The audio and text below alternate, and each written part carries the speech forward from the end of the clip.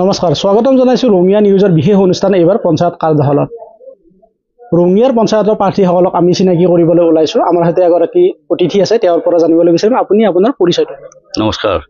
পোনপ্ৰথমে মই ৰঙিয়া নিউজৰ তৰফৰ পৰা ৭ নং আলুৰী জিলা পৰিষদৰ সমূহ ভোটাৰ ৰাইজক মোৰ আন্তৰিক ধন্যবাদ জনাইছোঁ ৰঙালী বিহুৰ শুভেচ্ছা জনাইছোঁ আৰু লগতে নতুন বৰ্ষৰ শুভেচ্ছা জনাইছোঁ মোৰ নাম নিপন ভিয়া মই ৭ নং জিলা পৰিষদৰ পৰা মই এবাৰ ভাৰতীয় জনতা পাৰ্টিৰ অসম গণ পৰিষদৰ পৰা প্ৰাৰ্থিত্ব লাভ কৰিছোঁ মোৰ ঘৰ তৰণীত মোৰ দেউতা প্ৰয়াত হৰেন্দ্ৰ কুমাৰ ভিয়া আপোনাৰ পৰিকল্পনা কি পৰিকল্পনা উন্নতি অকল উন্নয়ন গাঁৱৰ শেষৰ ঘৰলৈ যায় নিজেই সেই গাঁওখনত থাকি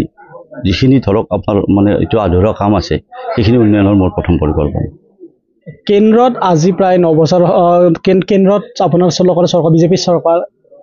ৰাজ্যত বিজেপি চৰকাৰ আজি ৯ বছৰ হ'বৰ হ'ল তাৰপিছত ৰঙিয়াৰ বিভিন্ন অঞ্চলত দেখা যায় যে ৰঙিয়া যদিহে ধৰা হয় বিহাপাৰা হাছানটোক ইচ্ছাপুৰ বা আৰিমতা গাঁও অঞ্চলত বিভিন্ন ঠাইত বহু ৰাস্তা ঘাট এনেকুৱা আছে যে গাড়ী মটৰ যোৱা দূৰৰ কথা চাইকেল চলাই যোৱাটো কষ্টকৰ হৈ পৰিছে তাৰপিছতো উন্নতি সাধন হোৱা নাই চাওক কেন্দ্ৰত আমাৰ ভাৰতীয় জনতা পাৰ্টিৰ চৰকাৰ NDA চৰকাৰ আছে অসমতো আমাৰ চৰকাৰ আছে কামটো হৈছে কাম ১০০% হোৱা নাই যদি আমাৰ 95% কাম হৈছে আপুনি হোৱা নাই বুলি কওঁ আমাৰ অসমৰ মুখ্যমন্ত্ৰী মাননীয় হিমন্ত বিশ্ব শৰ্মাৰ নেতৃত্বত মাননীয় সাংসদ দিলীপ শইকীয়াৰ নেতৃত্বত তথা আমাৰ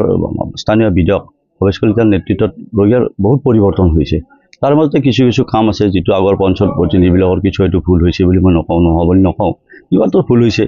আশা কৰোঁ এইবাৰে আমাৰ পঞ্চায়ত প্ৰতিনিধি নিকা আৰু স্বচ্ছতাৰে সততাৰে কাম কৰাৰ এটা প্ৰতিশ্ৰুতিবদ্ধ হৈছোঁ মই বহুতো ৰাইজৰ লগত মই নিজেই মোৰ লগত থকা প্ৰতিনিধিক শপত গ্ৰহণ কৰিছোঁ যে আমি নিকা আৰু সততাৰে কামখিনি কৰি যাম আচলতে আপুনি ২০২৬ চনত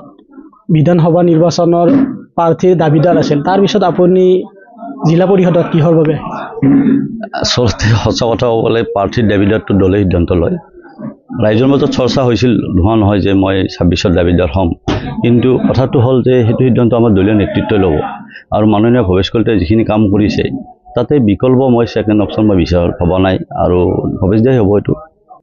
আপোনাক ৰাইজে কিহৰ বাবে ভোট দিব অকল উন্নয়ন আৰু আজি ২৭ বছৰীয়া ৰাজনীতিত মই ৰাইজৰ সামাজিক জীৱনত বহুত জড়িত হৈ আছোঁ সামাজিক কাম কৰি আছোঁ আৰু মোৰ বিশ্বাস ৰাইজে উন্নয়ন বিচাৰিছে নতুনত্ব বিচাৰিছে আৰু এই ২৭ বছৰৰ মোৰ সামাজিক জীৱনত মই যিখিনি কাম কৰিছোঁ তেওঁলোকে মোৰ প্ৰতি এটা বিশ্বাস আমাৰ দলৰ প্ৰতি বিশ্বাস আমাৰ নেতৃত্বৰ প্ৰতি বিশ্বাস মোৰ বিশ্বাস আছে তেওঁলোকে উন্নয়নৰ স্বাৰ্থত আমাক ভোট দিব বিৰোধীয়ে তেওঁলোকে ৰাজহুৱা সভাত তেওঁলোকে খুবুজাৰি কৈছে যে আপোনাৰ বিজেপি চৰকাৰখনে ভয় ভাবুকিৰ ৰাজনীতি কৰিছে টকা দি ভোট কিনাৰ চেষ্টা কৰিছে কি ক'ব ভয় ভাবুকি দিয়া বুলি ক'লে ৰাইজ তেনেকৈ ওলাই নাহিল এইবিলাক সম্পূৰ্ণৰূপে মিছা কথা অভিযোগ দিছে তেওঁলোকে ৰাইজৰ মানে যিটো আদৰ পাব লাগিছিল সেই আদৰটো পোৱা নাই যাৰ বিনিময়ত তেওঁলোকে এতিয়া আমাক ভিন্ন ধৰণৰ মানে প্ৰচাৰ চলাই আছে আপোনালোকে নিজেই গাঁৱে ভূঞে ঘূৰি আছে আপোনালোকে দেখিছে যে ৰাইজ কেনেকৈ ওলাই আহিছে গতিকে ভয় ভাবুকিৰ প্ৰশ্নই নুঠে আৰু ভাৰতীয় জনতা পাৰ্টি এনেকুৱা এটা দল য'ত নীতি শিষ্টাচাৰৰ মাজত চলা দল ইয়াতে দাবী ধমকি নহয় মৰম আৰু বিশ্বাস আৰু আমাৰ সন্মান দিয়া হয় আমাৰ এইটো দল এটা হয় আপুনি কংগ্ৰেছৰ লগত বহু বছৰ ধৰি জড়িত হৈ আছিল কি ক'ব চাওক কংগ্ৰেছ দলৰ লগত মই বহুত বছৰ জড়িত কংগ্ৰেছৰ যিখিনি নেতৃত্ব সেই নেতৃত্বৰ অভাৱৰ কাৰণে আমাৰ কংগ্ৰেছ দলটো শেষ হৈ গৈছিল যাৰ বিনিময়ত আমি ওলাই আহিব লাগিছিল তেওঁলোকক ভাল মানুহ নালাগে তেওঁলোকক দুৰ্নীতিপৰায়ণ মানুহ লাগে সমাজত বেয়া কাম কৰা মানুহখিনিক লাগে তাৰ উদাহৰণ বহুত আছে আমাৰ হাতত কিন্তু এইবিলাক এতিয়া পাৰ্চনেলি আমি এটাক কৰিব খোজা নাই সময় আহিলে এইবিলাকো আমি তেওঁলোকক উদঙাই দিম আপোনালোকে পাইছে যে টিকটৰ ক্ষেত্ৰত পইচাৰ লেনদেন হৈছে আপোনাৰ ভাৰতীয় মানে তেওঁলোকৰ দলত জইন কৰাৰ নামত পইচা লেনদেন আপোনালোকে নিজে নিউজ কৰিছে মই ৰঙিয়া নিউজতে বহুতখিনি এনেকুৱা নিউজ দেখিছোঁ গতিকে এইবিলাক মোৰ বিশ্বাস আছে যে ভাৰতীয় জনতা পাৰ্টি এইটো নহয় তেওঁলোকে যোগ্য প্ৰাৰ্থীজনক এই মানে প্ৰাৰ্থিত্ব দিয়ে কাম কৰিবৰ সুযোগ দিয়ে গতিকে কংগ্ৰেছ আৰু ভাৰতীয় জনতা পাৰ্টিৰ বহুত ডিফাৰেঞ্চ আছে মানুহৰ মন জয় কৰিব পাৰিছে নে মোৰ বিশ্বাসটো মই পাৰিছোঁ আমাৰ ভাৰতীয় জনতা পাৰ্টিৰ নেতৃত্বত আমাৰ অসম চৰকাৰৰ নেতৃত্বত মাননীয় সাংসদ তথা আমাৰ দিলীপ শইকীয়া ডাঙৰীয়াৰ নেতৃত্বত আমাৰ মাননীয় ভৱেশ কলিতাৰ নেতৃত্বত বহুত কাম হৈছে ৰাইজৰ আৰু মই বিশ্বাস কৰোঁ ৰাইজে কামখিনি দেখিছে সেইকাৰণে ৰাইজসকল ওলাই আহিছে আমাক আঁকোৱালি লৈছে বিৰোধীয়ে লগতে অভিযোগ কৰিছে ভৱেশ কলিতাৰ বিৰুদ্ধে কেইবাটাও বিস্ফোৰণ ঘটাইছে তেওঁলোকে জলসিঞ্চন বিভাগৰে কেলেংকাৰী হওক অথবা মাটি কেলেংকাৰী হওক কি ক'ব এইবিলাক মিছা অভিযোগ আজি চাওক এইবিলাক কথাটো আৰু ওলাইছে তথ্য প্ৰমাণ দিবতো পৰা নাই অভিযোগটো দিব পাৰি ভিন্ন অভিযোগ দিব পাৰি আৰু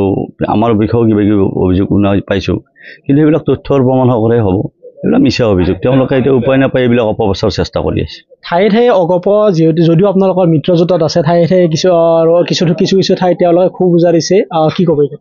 চাওক অন্য ঠাইত কি হৈছে মই নাজানো অসম গণ পৰিষদৰ নেতৃত্বৰ লগত মই সঘনে কাম কৰিছোঁ মোৰ লগত যিজন ল'ৰা আছে মোৰ সম্পূৰ্ণৰূপে মিটিং এৰেঞ্জত অমল কলিতা তেওঁতো অসম গণ পৰিষদৰে সদস্য হয় আৰু অসম গণ পৰিষদৰ জ্যেষ্ঠসকল মোৰ লগত আছে বয়সস্থ শিক্ষক যিখিনি আমাৰ অসম গণ পৰিষদৰ আছিল বা আমাৰ অসম গণ পৰিষদৰ যিখিনি নেতৃত্ব আছে তেওঁলোকো মোৰ লগতে আছে তেওঁলোকে মোৰ লগত একেলগে কাম কৰি আছে গতিকে বেলেগত কি আছে মই দেখাও নাই যিহেতু মই পোৱা নাই মোৰ জিলা পৰিষদত অসম গণ পৰিষদ আৰু অসম বিজেপিৰ যিখিনি আমাৰ কাৰ্যকৰ্তা আছে সকলোৱে মিলিজুলি কাম কৰিছে ইয়াত কোনো ধৰণৰ মই একো বেমেজালি দেখা নাই ধন্যবাদ এয়া আছিলে 17 নং পাণ্ডুৰী জিলা পৰিষদৰ বিজেপি দলৰ সদস্য প্ৰাৰ্থী নিপন ভূঞা আৰু ইয়াৰ পিছত আমি অন্য এখন জিলা পৰিষদলৈ যাবলৈ চেষ্টা কৰিম আৰু তেওঁলোকৰ মনৰ কথা জানিম ৰাইজৰ ওচৰত আমাৰ উদ্দেশ্য হৈছে ৰাইজৰ ওচৰত চিনাকি কৰি দিয়া আৰু লগতে তেওঁলোকৰ উদ্দেশ্য আৰু তেওঁলোকে কি ধৰণে পৰিকল্পনা কৰিব নিজৰ গাঁওখন উন্নয়ন কৰাৰ ক্ষেত্ৰত সেয়া আমি ৰাইজক দেখুৱাবলৈ চেষ্টা অব্যাহত ৰাখিম